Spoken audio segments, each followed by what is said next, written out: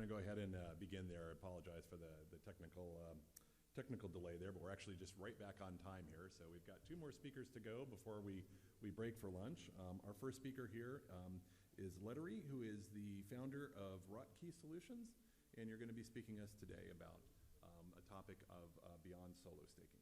Yeah. Hey, hello everybody. Again, sorry for the technical problem. I just installed Linux on a new computer, and yeah, things when you open another monitor, yeah, I should have checked that before. Anyway, so for those of you who don't know me, I'm Lefteris. I've been in Ethereum since 2014. I worked for the foundation, generally in the Solidity compiler, the C++ client, later made the DAO along with the guys at Slockit, so sorry for that. And participated in the hack afterwards, the cleanup and the ETC, all of that stuff. Then I worked in L2s in Raiden, what is basically a Bitcoin, so Lightning Network to Ethereum is what Raiden was supposed to be for, Lightning Network for Bitcoin, Raiden was supposed to be for Ethereum. And I founded Rodkey, which is a local portfolio tracking and accounting tool.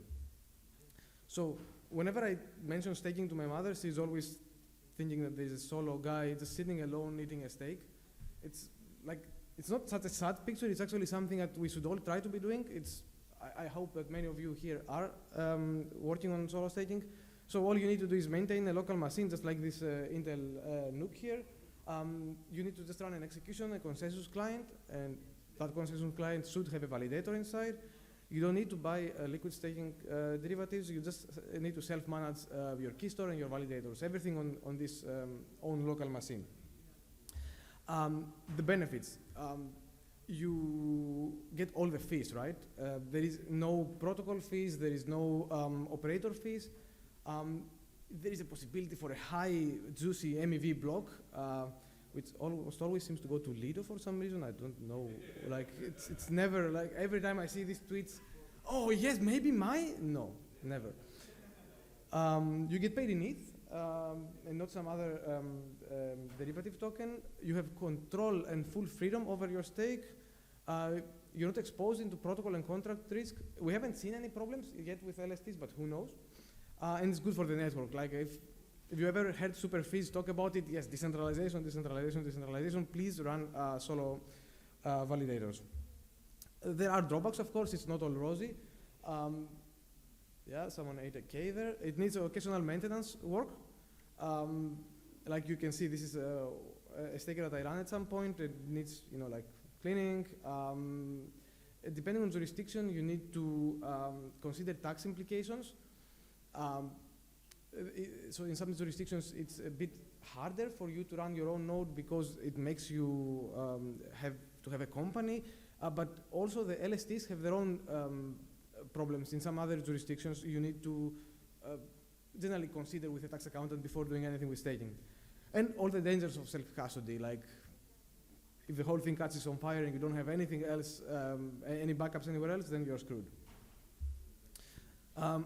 So as I said, staking was meant to be done using your own machine from your own home, right? But why stop there? Why not just do more stuff from our machine that we are running locally? Why just, use the staker, have the solo staking set up there, and then just check everything through Etherscan and do your portfolio tracking through Zapper and do your accounting through Accounting? I mean, you have the machine there. Why not just use it?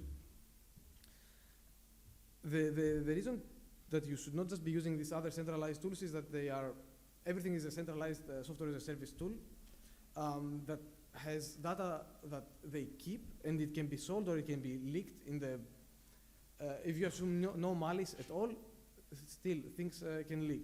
And you don't own anything. So like for an accounting tool that has data for you on the cloud, it's not yours. It can cease to exist and you can lose access to this data. And this is not just fear mongering, like Amin and Friederike in 2 different cases had their accounting data from whatever tool they were using, which they're not naming here, just die. And they go out of business, they lose access to their data that they spent probably months, painstakingly, modifying and making sure that everything adds up, and then boom, this software as a service dies, and you lose all your data. So let's not use dApps in quote unquote. The fake dApps, as I like to call them, is just centralized server architecture. Everything is stored remotely. There is complete lack of privacy, lack of control, and you're at the mercy of data leaks and hacks. So when we started Ethereum, this is not what we envisioned as a decentralized app. Like, just everything is on a server. That server actually talks to the chain, and then it's basically back to the Web 2 model. They say it's your dApp, but the data is all ours. So some people will say, but no, Lefteris, we have a privacy policy, or I've checked the privacy policy. It says that they respect my privacy, so it should be fine, right? Have you ever read privacy policies to see what they say? Like, this is just one from an accounting tool. It basically explains to the user that they will track everything that is legally possible. And then will just keep all this data. Some, then you use this app, and then you have the pain Harold say that they're asking about my staging setup right now after using this app. Of course, not everybody is malicious, and not everybody is out to get your data. That's definitely true, but we should just remove the need for privacy policies, remove the need for trust, and it's not that someone wants to do harm, but an intern with DB access can just open it to the public. They can just delete it by mistake. We should strive to use apps that cannot be evil. So let's build apps that cannot be evil over apps that just you have to trust not to be evil. So this brings me to local first software, which is things that people should run also on their node, on their own machine. So what is local first software? It's something that, for the older guys in here, basically it means software. After the cloud started and all the cloud software became a thing, there are some engineers that made this seminal paper about local first software. You own your data in spite of the cloud. And the idea here is that, so this is the author, the main author. We still build software that should keep the majority of the functionality local. So all the data is stored locally. You design the software having security and privacy as paramount. Of course, we are not in an offline world. Everything is interconnected. You will use a network. There will be a network connection, but it's not necessary to run the app, and it should not be necessary for the main functionality. So, like, I don't know, you don't have every single keystroke be a round trip to a server. So everybody that runs a solo staking setup is running something like this or something bigger, right? So this is the Intel NUC. As I said, this baby can fit a lot of local apps for your Web3 journey, not just Teku and Nethermind or Gith or Lighthouse. So you can, wait, did I skip one? Wow, yeah, I actually skipped one. So yeah, you're running all the clients, right? Gith, Lighthouse, Nimbus, Erigon, Nethermind, Lodestar, Prism, and Teku, but you can run a lot more. Either by your own setup, like just set up a Linux server with whatever you want, or you can use a dApp node, for example, seen here, where you can easily install any apps that you want in your node. Not only staging apps or clients, but also like something like Rodkey or Mysterium, which is a P2P marketplace for traffic. So the idea that I'm trying to imprint into the audience is that we should just use more local tools. So try to replace centralized Explorer like Etherscan. Here is the withdrawals for a particular validator with something like Otterscan, which is always available if you run it on your node. It's super fast and does not track you. And it offers exactly the same thing as Etherscan. Like if you, I don't know how far you can see, but the results are the same. And replace centralized APIs, such as the Graph or Covalent, with indexers that are local. So run true blocks inside your node. It will index what matters to you or what you need. The data is always available. It's faster than contacting an offsite API, and it doesn't have any API fees or nothing will throttle you. Something closer to my heart, like accounting and tracking, something like Coinly, replace it with something like Rodkey that runs locally, protects your privacy, all the data is there and it will always be available. And always available doesn't mean that just because it runs on your computer, it will always be available. Local tools, you can actually always run the last version of the tool, even if, I don't know, knock on wood, something happens to me, or the company ceases to exist, you can always just run the last version of the software. And it's open source, so if it's worth a damn, someone can just continue if something happens. Other ideas is to replace a local VPN, not for every use case, but for the use case that, let's say you're in a country that closes off many different URLs. You can just use something like your own machine with a DApp node to just go through your machine, send all your traffic through your machine back in your home country to browse as if you are back in your country. So to focus a bit more on local management and accounting, which is what I know best, so the software that I am using is, we make this software called Rodkey. It's open source and local first with everything that I explained before. Does portfolio tracking for cryptocurrencies and for a bit for traditional finance, like your bank or stocks, etc. It offers profit loss reporting and accounting, and it preserves your privacy. Why should you use it also for staking? We know staking. Like I stake, and I also bother everybody that runs the clients, like Teku guys, Lighthouse guys. I think that Buddha from Beacon saying hates me. I report bugs. We generally know staking very well because we do it, and we create tools that track staking. So this is why you should try to use tools like Rodkey when you want to track your staking.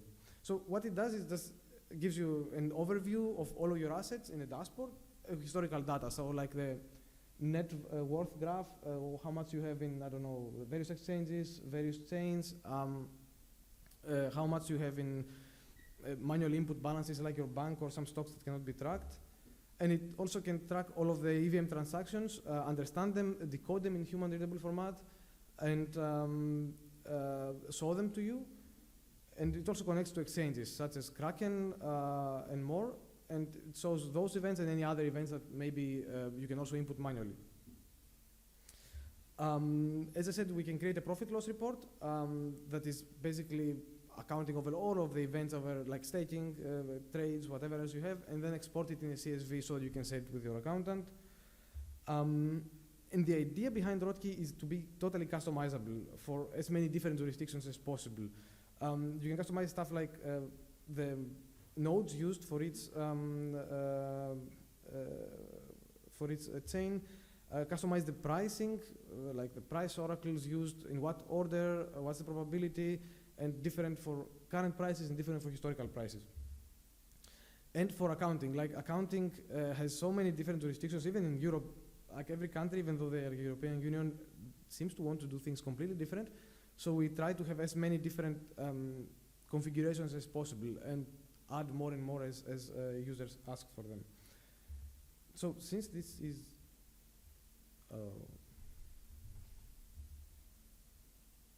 let's see, what does that mean? I had a video, but it said something in Turkish that I don't understand.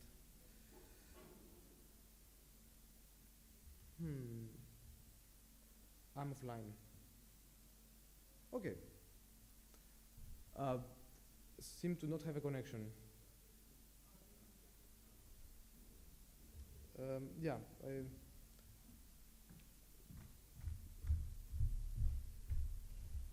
Anyway, like there is no connection. If it's because it's offline. Can you check? Yeah, anyway, so imagine that there is a video showing basically, yeah, there is no point in showing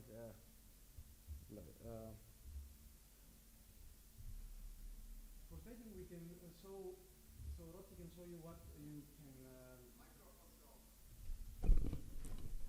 Okay, can you hear me? Cool.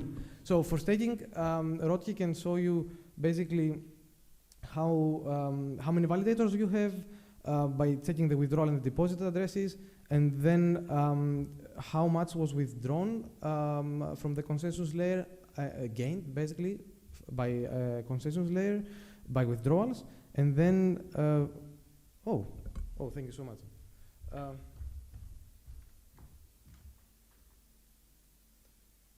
Yeah, funny thing is that I had loaded before. Anyway, so this is how it looks like.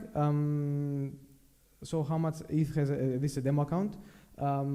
Consensus layer rewards withdrawn from the execution layer, withdrawn from consensus layer. Then we can see the performance of all of your validators in year, month, week, or day, which is taken from Beacon Chain API, this performance. And then we see the decoded events, like which blocks have been produced by which validators, and how much was MEV reward, how much was the block reward, and if some of this is yours and some of this is someone else's. You can filter for other types of events, such as deposit events, and this is like a multi-deposit event that was done, or the withdrawal events, and then check how many withdrawals were done for all your validators in a given period. And you can also see the attestations for all your validators per day, and like filter for the red ones to see whenever your validators went offline. And for staking, like this is not F staking, but it's still staking. Like there is other staking protocols, such as Liquidity, for example. You can see how much LUSD you put in the stable stability pool. You can see the results of how much profit was had per protocol. This is just an example for Liquidity. And then the per protocol event, so you deposit something in the staking of stability pool for Liquidity, and you see how much you can claim the rewards, like this user claimed rewards there. And some of you may be staking, which you should not be doing, in exchanges. We also support this. So for example, for Kraken, you can stake ETH, or you can use their earn program that I guess lends the stuff that cannot be staked, like Bitcoin or others. And it stakes what it can, like Kusama, Polkadot, etc. So I guess I'm running out of time. So in order to close, I would like to ask everybody to be staking locally and use local software. As for Rodkey, if you like the ideas of open source and local first applications, then please try to work with us. We accept open source contributors, everything is open source. But we're also hiring, so if you're very interested, just join our Discord and talk to us. Spread the word. If you want to support us, you can buy a premium subscription that unlocks some limits and more features. And of course, donate to our cause. We are basically everywhere, like Gitcoin, RetroPGF, and all of the other donation platforms. So that's all. Thank you very much. Thank you.